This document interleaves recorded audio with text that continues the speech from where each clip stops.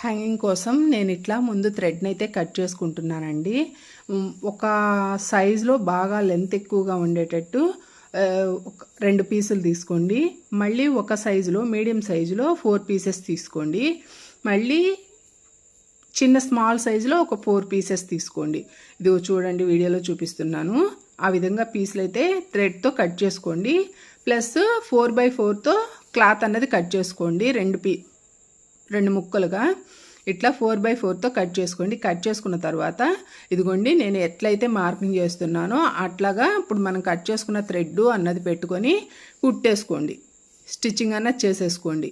ఇదిగోండి, చాలా అంటే చాలా సింపుల్. అసలు లెహెంగాకి ఈ హ్యాంగింగ్స్ పెట్టాక ఎంత డిఫరెంట్ లుక్ వచ్చిందంటే అంత డిఫరెంట్ లుక్ వచ్చింది.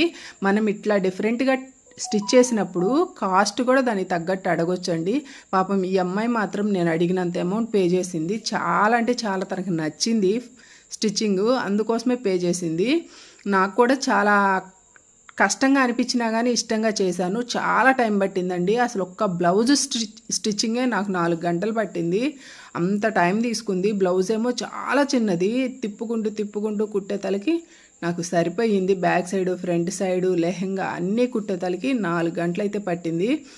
ఇదిగోండి, ఈ విధంగా అయితే వస్తాయి రివర్స్ చేసుకున్నప్పుడు.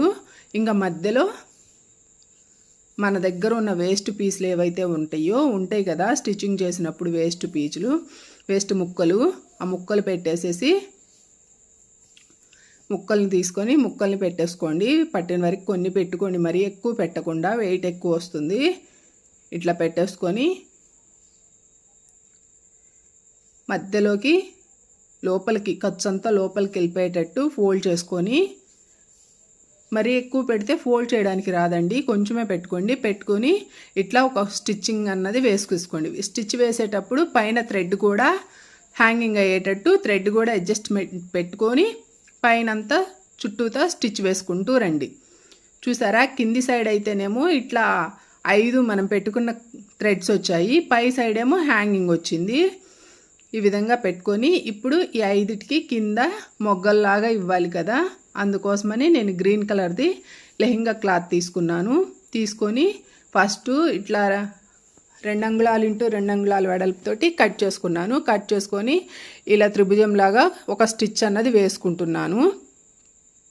మనం కట్ చేసుకున్న పీసులన్నీ, ఈ ముక్కలన్నీ ఈ విధంగా అటాచ్ చేసుకొని, ఇదిగోండి ఇప్పుడు ముగ్గు అయితే ఇలా ఫోల్డ్ చేసుకుంటున్నాను. మిడిల్లోకి పెట్టేసుకొని, ఇదిగోండి మిడిల్లోకి పెట్టేసుకొని అటు మూలని ఇటు మూలని తీసుకొచ్చి 3 మూలలు ఒకే చోటకి ఫోల్డ్ చేసి ఒక స్టిచ్ లాగేసేయండి. ఇప్పుడు ఈ ముగ్గ అన్నది ట్రెండింగ్లో ఉందండి, బాగా పెడుతున్నారు. బ్యాక్ సైడ్ కానీ హ్యాంగింగ్స్ కానీ బాగా వాడుతున్నారు.